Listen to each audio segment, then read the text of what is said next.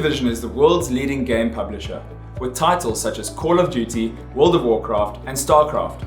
We like this company as it's a strong cash flow generator, capital light, and has impressive margins with a 39% EBITDA margin. These margins will continue to grow due to a shift towards greater percentage of total sales being digital downloads as opposed to physical retail units. Traditionally, Activision sold units once off. However, moving forward, there is now the offering of in-game purchases, which represents annuity income.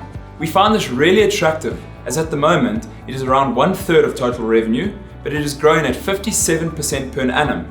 This income is in addition to the once-off purchase of the actual title. Worth noting is the group's latest offering, Overwatch, is doing exceptionally well, with more than 10 million players within the first 3 weeks. We believe the group can grow EPS in excess of 35% this year. And with a forward 20 times PE multiple, we find this a really attractive share.